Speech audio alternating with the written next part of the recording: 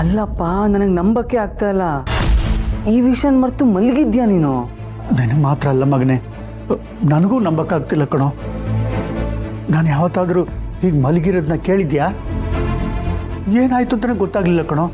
ಯಾಕೋ ಎಚ್ಚರನೇ ಆಗಲಿಲ್ಲ. ಜೊತೆಗೆ ನನ್ನ ಫೋನು ಸ್ವಿಚ್ ಆಫ್ ಆಗಿತ್ತು. ಯಾಕೋ ಎದೆ ಬಡಿತಾ ಇದೆ ಕಣೋ. ಅಮ್ಮವ್ರನ್ನ ಹುಷಾರಾಗಿ ಬೇರೆ ಮನೆಗೆ ಸಾಗಿಸ್ಬೇಕಾಗಿತ್ತು, ಆದರೆ ಆಗಲಿಲ್ಲ. ಈಗ ಏನಾಗ್ತಿದೆ ಅಂತಲೂ ಗೊತ್ತಾಗ್ತಿಲ್ಲ. ನೀನೇನು ತಲೆ ಕೆಡಿಸ್ಕೊಡಪ್ಪ. ನಂದಿನಿ ಅಮ್ಮವರು ಸೇಫ್ ಆಗಿರೋ ಜಾಗದಲ್ಲೇ ಇದ್ದಾರೆ. ಏನೋ ಹೇಳ್ತಾ ಇದೀಯಾ? ಈ ವಿಷಯ ನಿನಗೆ ಹೇಗೆ ಗೊತ್ತು? ನೀನೇನಾದರೂ ಅಲ್ಲಿ ಹೋಗಿದ್ಯಾ? ಏನು ನಡೀತಾ ಇದೆಯೋ? ಹೌದಪ್ಪ, ಅದೇನಾಯ್ತಂದ್ರೆ ಸುಬ್ಬು, ಅಲ್ಲೋಡ ಬೆಂಕಿ ಬಿದ್ದಿದೆ. ಸುಬ್ಬು, ಮನೆ ಒಳಗೆ ಯಾರೋ ಇದ್ದಾರೆ.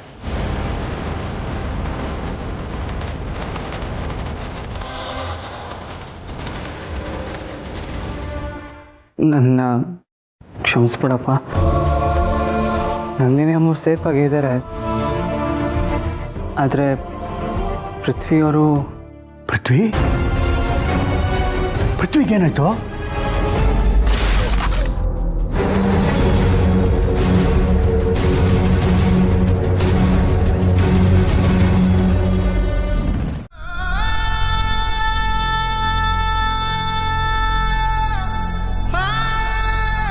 ಅಪ್ಪ,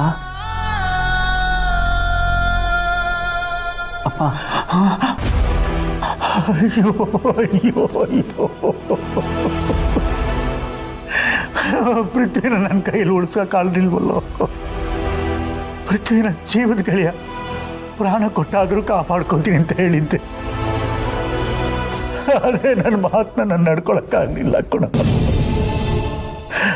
ಮುಗಿದಾಯ್ತು, ಎಲ್ಲ ಮುಗಿದಾಯ್ತು. ಪೃಥ್ವಿ ಯಜಮಾನ್ರ ಹತ್ರ ಸತ್ಯ ಹೇಳ್ತಾನೆ, ಮುಂದೆ ಎಲ್ಲ ಸರಿ ಹೋಗುತ್ತೆ ಅಂತ ಅನ್ಕೊಂಡಿದ್ದೆ. ಆದರೆ ನಾನು ಕನ್ಸ್ಕೊಂಡಾಗೆ ಏನೂ ಆಗಲಿಲ್ಲ. ನನ್ನಿಂದ ತಪ್ಪಾಗೋಯ್ತು, ನನ್ನಿಂದ ದೊಡ್ಡ ತಪ್ಪಾಗೋಯ್ತು ಕೊಡು ಮಗನೇ. ಅಪ್ಪ, ನೀನು ಬೇಜಾರು ಮಾಡ್ಕೊಬೇಡಪ್ಪ, ಅಳ್ಬೇಡಪ್ಪ ನೀನು. ಇದಕ್ಕೆಲ್ಲ ನೀನು ಕಾರಣ ಅಲ್ಲಪ್ಪ, ಇದಕ್ಕೆಲ್ಲ ವಿಜಯಾಂಬಿಕಾ ಕಾರಣ.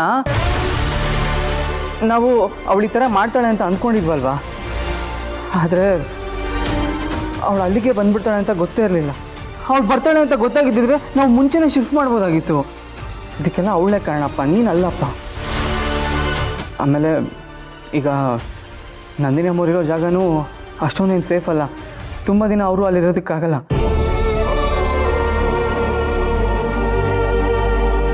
ನನ್ನ ಜೀವ ಇರೋದು ದೊಡ್ಡ ಮನೆನ ಕಾಪಾಡೋದಕ್ಕೆ ಕಣೋ. ನೋಡು, ಈಗಲೂ ಹೇಳ್ತಾ ಇದ್ದೀನಿ, ನಾವುಗಳು ಸತ್ರು ಪರವಾಗಿಲ್ಲ, ಅವ್ರು ಚೆನ್ನಾಗಿರಬೇಕು. ನೀನು ನನ್ನ ಮಗನಾಗಿ ಹುಟ್ಟಿದ್ದಕ್ಕೂ ಸಾರ್ಥಕವಾಯ್ತು ಕಣೋ.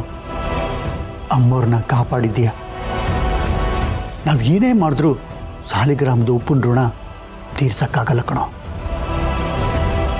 ಹೇಗಾದರೂ ಸರಿ ಅಮ್ಮವ್ರನ್ನ ಕಾಪಾಡಿಕೊಂಡು ನಮ್ಮ ಸೇವೆನ ಮುಂದುವರಿಸ್ಬೇಕು.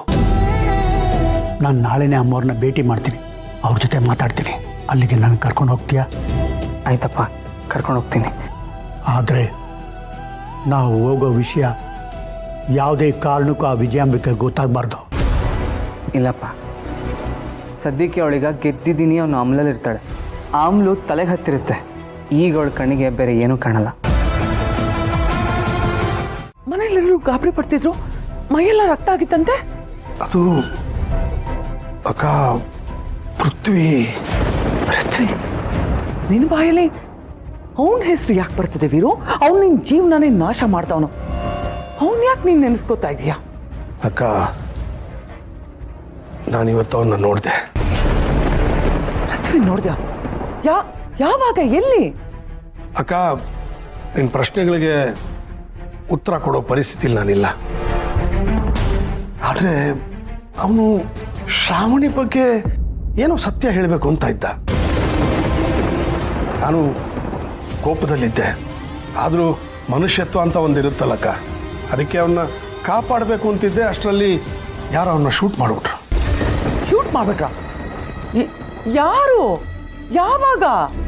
ಹೇಳಿದ್ನಲ್ಲಕ್ಕ, ನಿನ್ನ ಪ್ರಶ್ನೆಗೆ ನನ್ನ ಹತ್ರ ಯಾವ ಉತ್ತರನೂ ಇಲ್ಲ. ಆದರೆ ನಡೆದಿದ್ದಿಷ್ಟೇ. ಅವನು ಬೆಂಕಿಲಿ ಬಿದ್ದು ಒದ್ದಾಡ್ತಾ ಇದ್ದ. ನಾನು ನನ್ನ ಕೈಯಾರ ಅವನ್ನ ಕರ್ಕೊಂಡು ಬಂದೆ. ನನ್ನ ಜೀವನಕ್ಕೆ ಬೆಂಕಿ ಇಟ್ಟವನ್ನ ಇದೇ ಕೈಯಾರ ಕಾಪಾಡಿದೆ ಅನ್ಕೊಂಡೆ. ಆದರೆ ಅಷ್ಟರಲ್ಲಿ ಯಾರೋ ಶೂಟ್ ಮಾಡಿಬಿಟ್ರು. ಇನ್ವೆಸ್ಟಿಗೇಷನ್ ನಡೀತಾ ಇದೆ. ಇದಕ್ಕೂ ಮೀರಿ ಏನು ಗೊತ್ತಿಲ್ಲ ಅಕ್ಕ.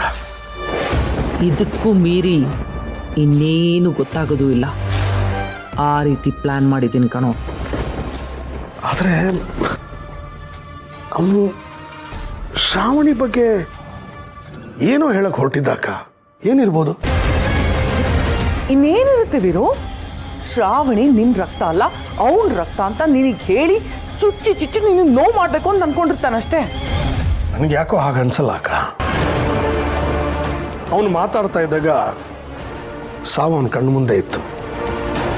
ಯಾವುದೇ ಸಾಯೋ ವ್ಯಕ್ತಿ ಮುಚ್ಚಿಟ್ಟಿರೋ ಯಾವುದೋ ರಹಸ್ಯನ ಹೇಳ್ತಾನೆ ಹೊರತು ಇನ್ನೊಬ್ಬರಿಗೆ ನೋವು ಮಾಡಬೇಕು ಅಂತ ಆಸೆ ಪಡಲ್ಲ. ಅವನು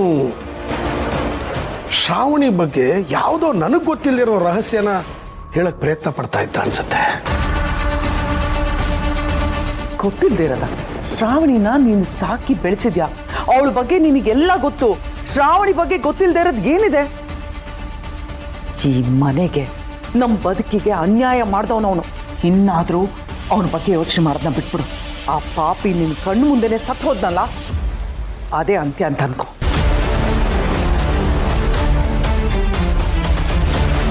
ಅಕ್ಕ